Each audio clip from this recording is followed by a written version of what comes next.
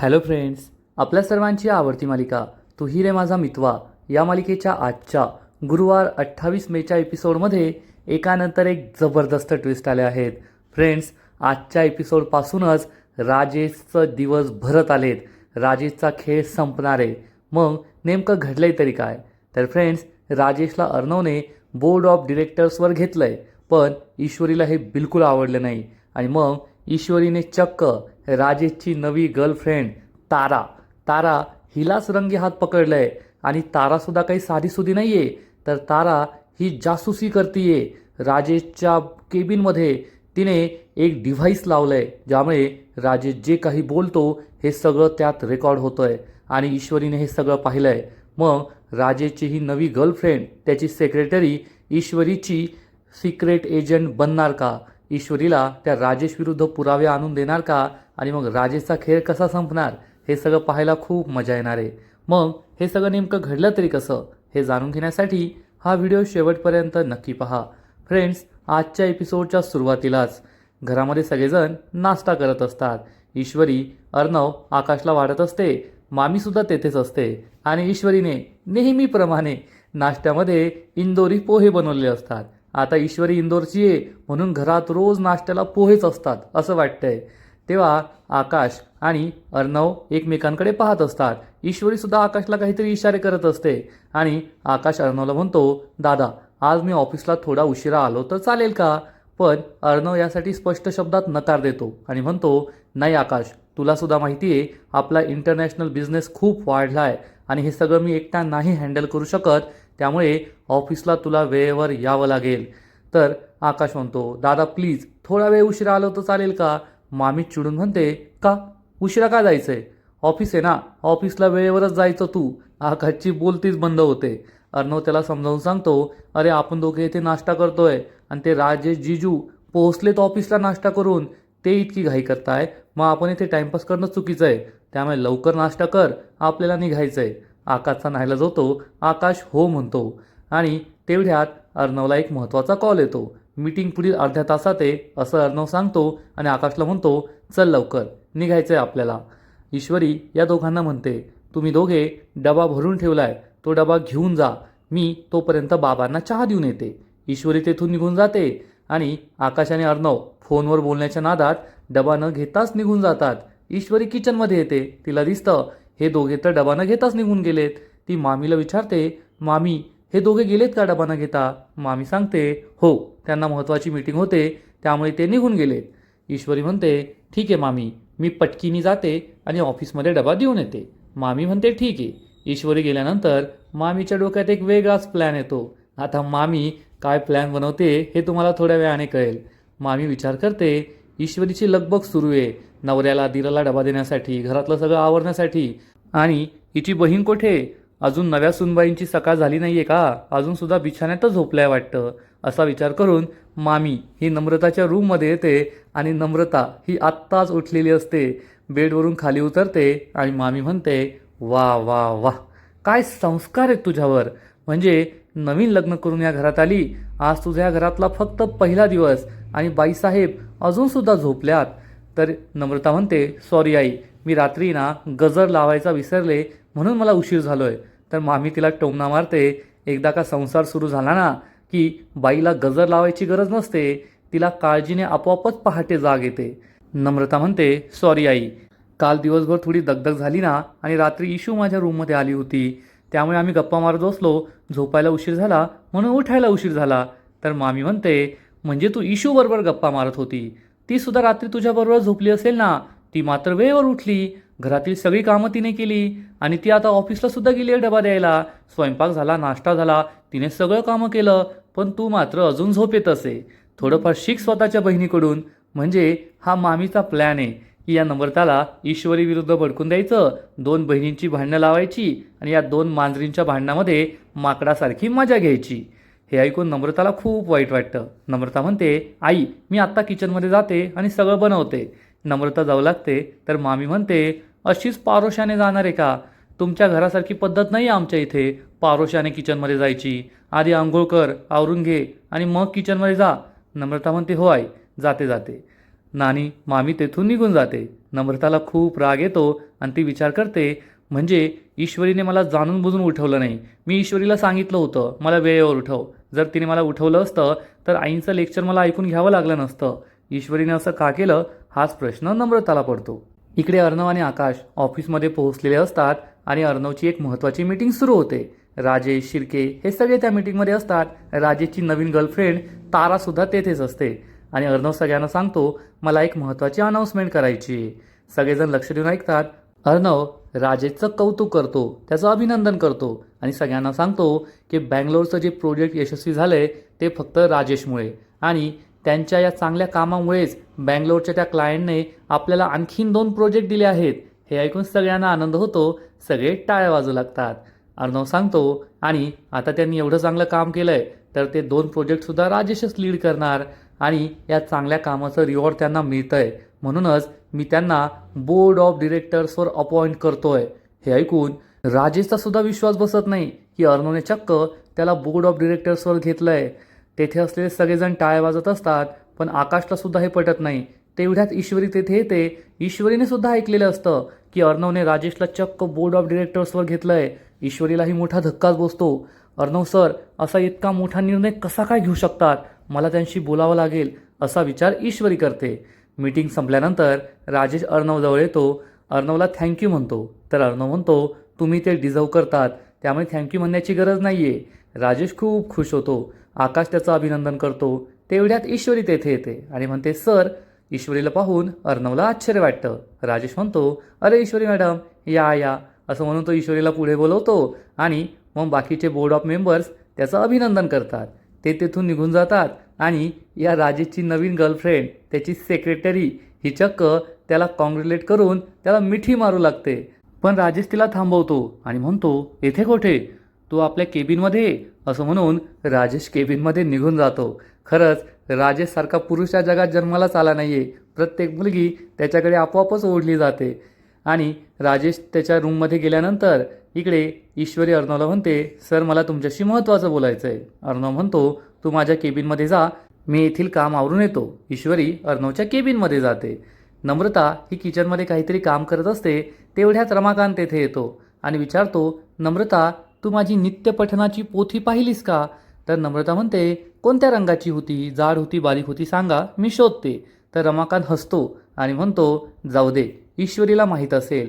आता पोथी रमाकांतची, ती ईश्वरीला कशी माहीत असेल काय माहीत, पण फक्त नम्रताच्या मनात ईश्वरीबद्दल वाईट भरून द्यायचं, तिला ईश्वरीचा राग आला पाहिजे म्हणून सगळ्यांचाच प्लॅनिंग चालू आहे असंच वाटतंय. आणि मग थोड्या वेळानंतर सगळेजण जेवणाला येऊन बसतात. दुपारच्या जेवणाला आजी, मामा, मामी, अंजली सगळे येतात. पण नम्रताचा अजूनही स्वयंपाक झालेला नसतो आणि नम्रता अजून स्वयंपाकच बनवते. हे पाहून अंजली विचारते, हे काय, अजून टेबलवर काहीच दिसत नाहीये, स्वयंपाक झाला नाहीये का? तर नम्रता सांगते, नाही ताई, मी सकाळची भाजी इशूने बनवली होती ती गरम करतेय आणि मला पोळ्यांचा डबा सापडला नाही म्हणून मी पोळ्या बनवल्याच नाही. सगळ्यांना मोठा धक्काच बसतो. मामी हात जोडून म्हणते, अरे वा, तुझ्यासमोर नम्रता हात जोडले मी, म्हणजे तू काही स्वयंपाक बनवलाच नाही का? अगं तुला नव्हता भेटत डबा तर आम्हाला विचारायचं ना. मामा म्हणतो, अगं जाऊ दे, तिचा पहिला दिवस आहे ना, गांगरून गेली असेल ती. आजीसुद्धा चिडते आणि म्हणते, मला गोळ्या घ्यायच्यात, वेळेवर जेवण नाही भेटलं तर मी गोळ्या कशा घेणार? नम्रताला खूप टेन्शन येतं आणि मामी चिडून म्हणते, आई तुम्ही एक काम करा, तुम्ही तुमच्या रूममध्ये जाऊन बसा, आज तुम्हाला जेवण मिळेल असं मला काही वाटत नाही. नम्रताला खूप वाईट वाटतं. नम्रता म्हणते, तुम्ही एक काम करा, मी सगळ्यांसाठी पटकन जेवण बनवते, फक्त थोडा वेळ मला द्या. तर अंजली म्हणते, अगं बाई, तुला जर पोळ्यांचा डबा सापडत नव्हता, पिठाचा डबा सापडत नव्हता, आम्हाला विचारायचं ना, मोठ्यांना विचारायचं. तर मामी म्हणते, तिला सवय नाही ना मोठ्यांना विचारायची, मोठ्यांना विचारल्याशिवाय लग्न करून आली ती, मग आता पिठाचा डबा हे कसं विचारणार?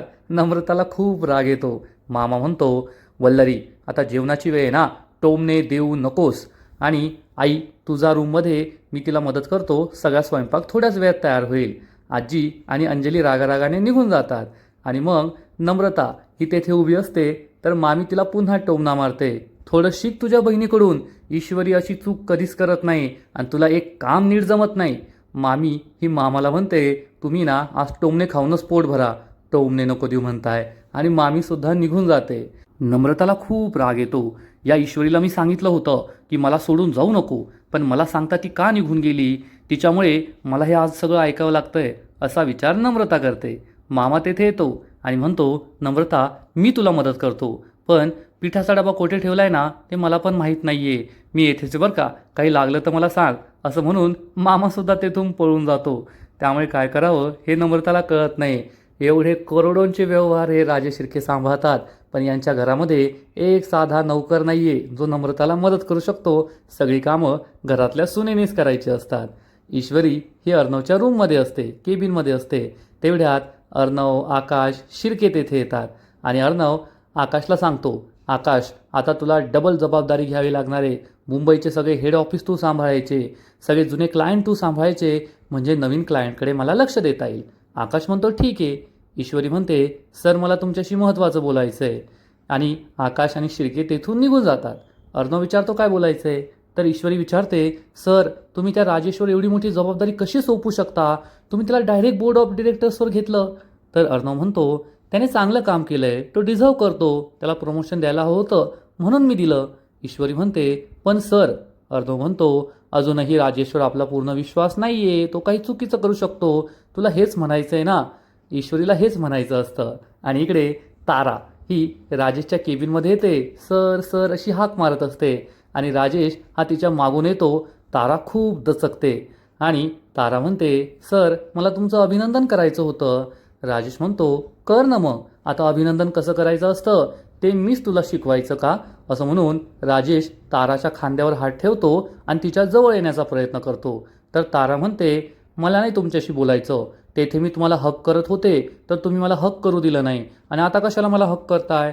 तर राजेश म्हणतो, हे काय बोलतेस तू, तेथे सगळ्यांसमोर तू मला हक करणार होतीस का, तुला माहिती आहे ना तो चिंटुकल्या माझ्या बायकोचा भाऊ आहे, त्याच्यासमोर आपण असं कसं करणार. तर तारा म्हणते, मग सर पुढे आपलं कसं होणार. राजेश म्हणतो, पुढचा विचार करू नको, आता आपण मजा करतोय ना, आत्ताचा आत्ता मजा करून घेऊ, असं म्हणून राजेश हा ताराला मिठी मारतो. तारासुद्धा जगातली सगळ्यात मोठी महामूर्खच दिसतीये. आणि तारा म्हणते, पण सर तुम्ही ना मला एक मोठी पार्टी द्यायची बरी का, आता तुम्ही बोर्ड ऑफ डिरेक्टरचे मेंबर झाले आहात, तुमचा पगार वाढणार, माझा पण पगार वाढणार, मी सुद्धा बोर्ड ऑफ डिरेक्टरची सेक्रेटरी आहे ना. राजेश म्हणतो, तुला तर मी खूप मोठी पार्टी देणार आहे, असं म्हणून राजेश या ताराला पुन्हा एकदा जवळ घेतो, तिच्या खूप जवळ जाण्याचा प्रयत्न करतो. पण तारा म्हणते, सर हे काय करताय, आपण ऑफिसमध्ये आहोत. आणि तारा तेथे एक फ्लॉवर पॉट असतो, त्याची फुलं खाली पडलेली असतात, ही फुलं गोळा करण्याचा बहाणा करते आणि फ्लॉवर पॉट घेऊन बाहेर निघून जाते. राजेश खूप खुश होतो आणि म्हणतो, तारा तू मेरी आग का तारा, आता पहा मी तुझ्याबरोबर कशी पार्टी साजरी करतो ते. आणि राजेश खूप खुश होतो. इकडे अर्णव आणि ईश्वरी केबिनमध्ये असतात.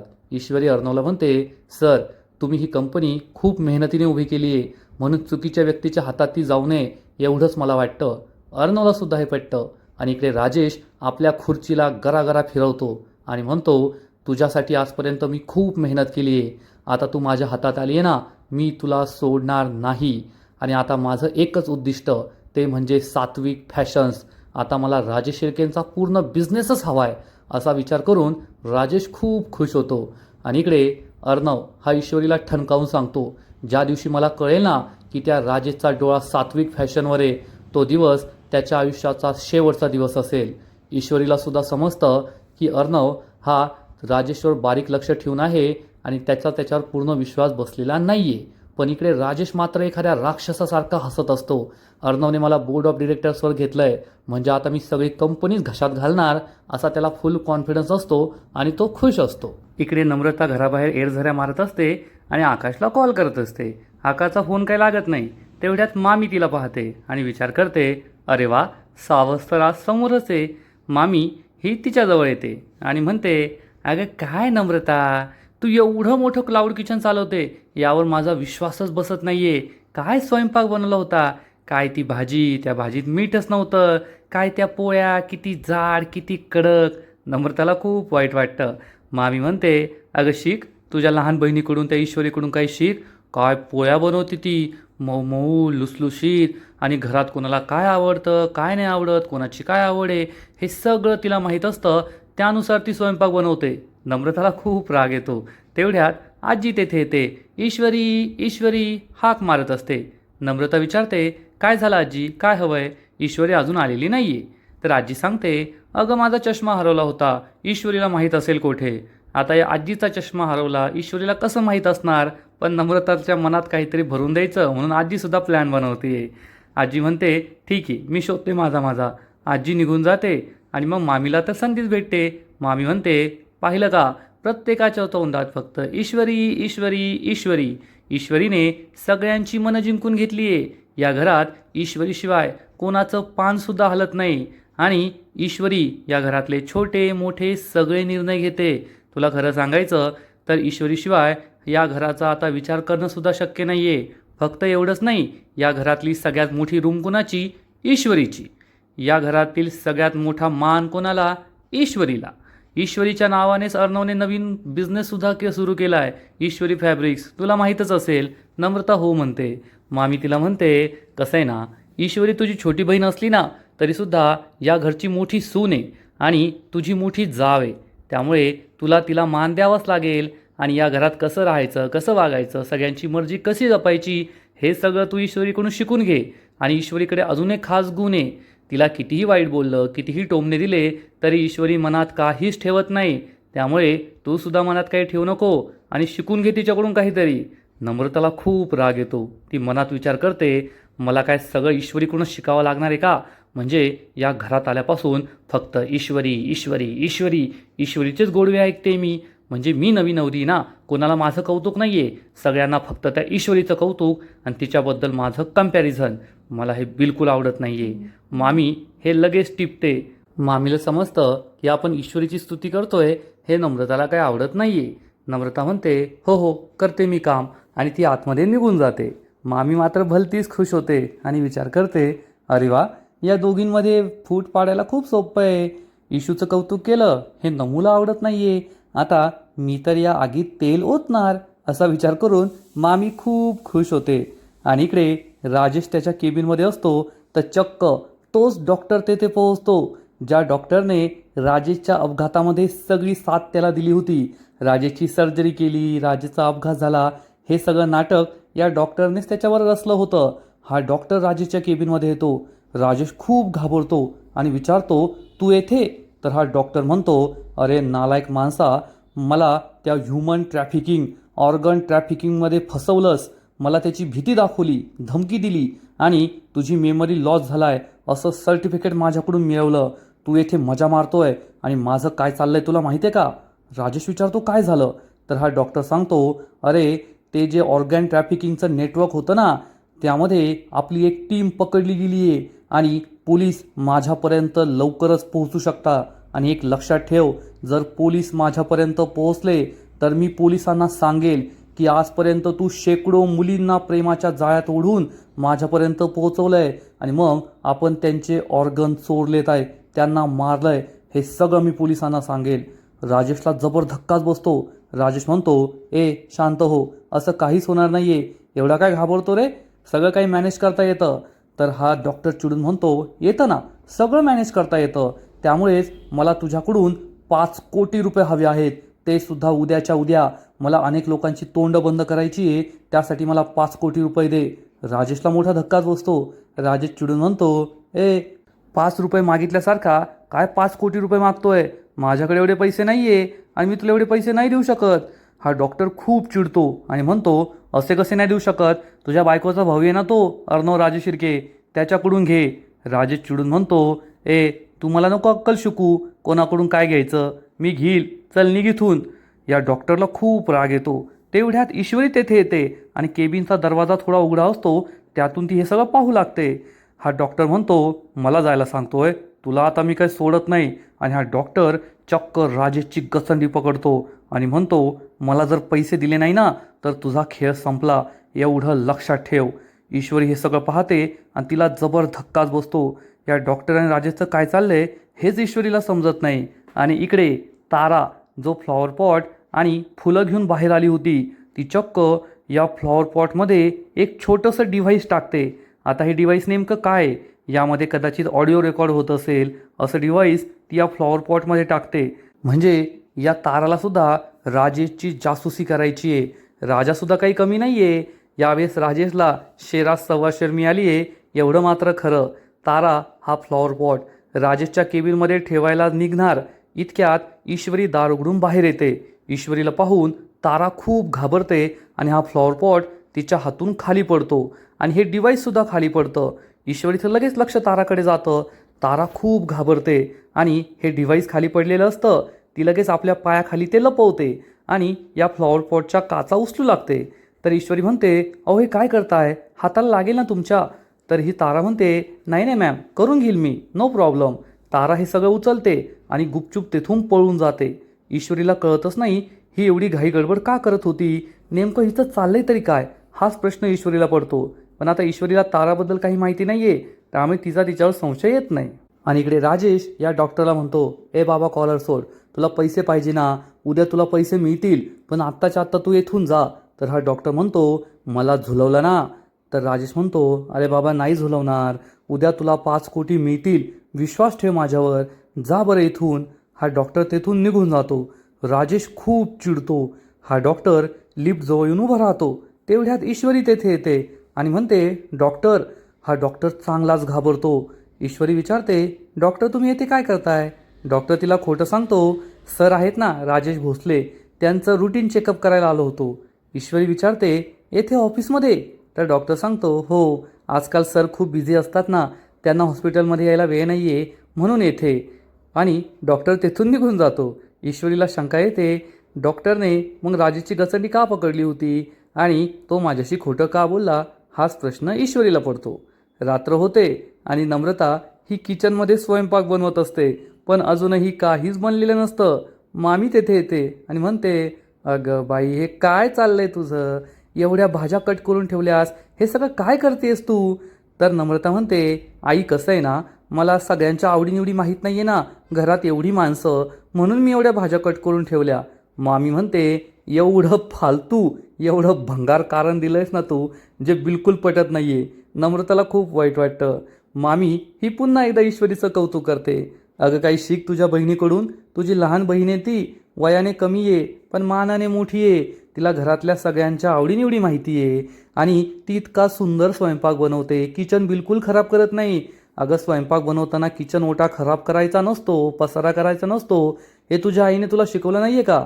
नम्रताला खूप वाईट वाटतं आणि मामी म्हणते, करा आता, दुपारी उशिरा जेवण भेटलं, चव नव्हती, कमीत कमी आता तरी वेळेवर चविष्ट दे, कशी चव भेटते काय माहीत, असं म्हणून मामी तेथून निघून जाते. नम्रता तिचं काम करत असते. तेवढ्यात ईश्वरी घरी परत येते.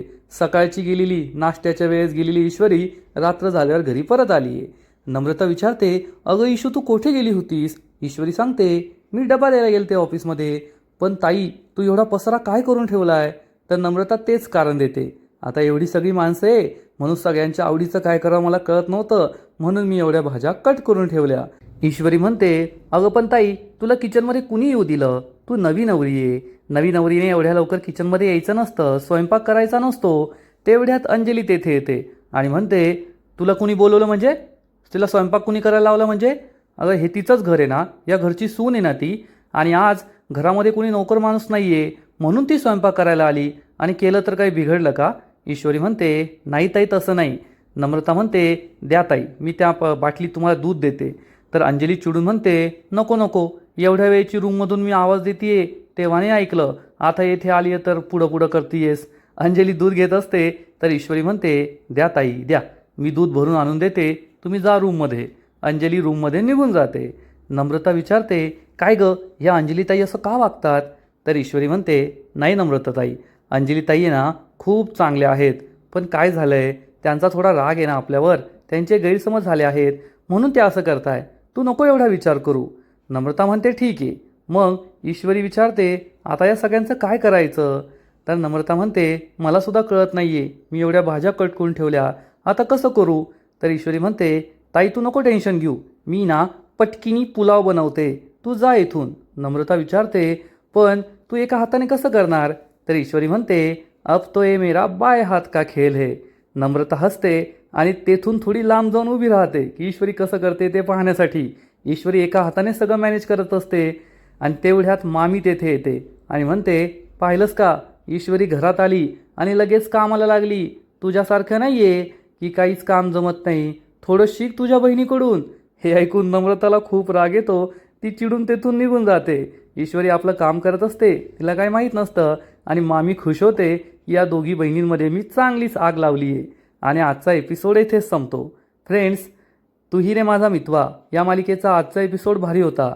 मामीची कटकारस्थानं सुरू आहे, पण राजेशबद्दल जे काही होतंय ना ते खूप इंटरेस्टिंग आहे. आणि हे जे तारा नावाचं कॅरेक्टर आहे, हा जो ड्रायव्हर आहे, हे दोघे नक्कीच काहीतरी राजेशचं कायमचा खेळ संपवणार असंच वाटतंय. फ्रेंड्स, या मालिकेचा आजचा एपिसोड तर भारी होता, पण पुढील एपिसोड आणखीन भारी असणार आहे. आणखीन मोठा ट्विस्ट या मालिकेत येणार आहे. मग नेमकं घडणार तरी काय? तर ईश्वरी ही अर्णवला सांगेल, अर्णव सर, त्या राजेशबद्दल मला काहीतरी समजलंय. आता घरामध्ये तो आपल्या लग्नाबद्दल बोलला की आपलं लग्न कोणत्या परिस्थितीत झालंय, पण राजेशला कसं माहीत की आपलं लग्न कोणत्या परिस्थितीत झालंय? त्याला हे कसं आठवलं? त्यामुळे अर्णवला सुद्धा संशय येईल की राजेश मेमरी गेल्याचं नाटक करतोय. आणि इकडे आपला राजेश हा ताराला सांगेल, त्या चिंटुकल्याला आता मी काही सोडत नाही, आता त्याचा माझ्यावर संशय नाही आहे, त्यामुळे ही सगळी कंपनी मी घशात घालणार. आणि तारा हे सगळं रेकॉर्ड करत असेल आणि ईश्वरी ही ताराला भेटायला ऑफिसमध्ये येणार, तेव्हा तारा चक्क हे रेकॉर्डिंग डिव्हाइस या फ्लॉवर पॉटमध्ये ठेवत असेल. मग ईश्वरी आणि तारा आधीपासून एकमेकांना ओळखतात का? यांचा काही संबंध आहे का? ईश्वरीनेच ताराला या राजेशकडे पाठवलंय का? या सगळ्या प्रश्नांची उत्तरं आपल्याला पुढील काही एपिसोडमध्ये मिळतील. पण ही मालिका दिवसेंदिवस खूप इंटरेस्टिंग होत चालली आहे. मालिका पाहायची मजा येते आहे, एवढं मात्र नक्की. तर फ्रेंड्स, तुम्हालासुद्धा तू ही रे माझा मितवा ही मालिका आवडते का? नक्कीच कमेंट करून सांगा. आणि या मालिकेचे असेच नवीन नवीन एपिसोड, नवीन नवीन अपडेट सर्वात आधी पाहण्यासाठी व्हिडिओला लाईक करा, शेअर करा, चॅनलला सबस्क्राईब करून बेल आयकॉनवर क्लिक करा. म्हणजे या मालिकेचे नवीन नवीन एपिसोड तुम्हाला सर्वात आधी पाहायला मिळतील. खूप खूप खूप धन्यवाद.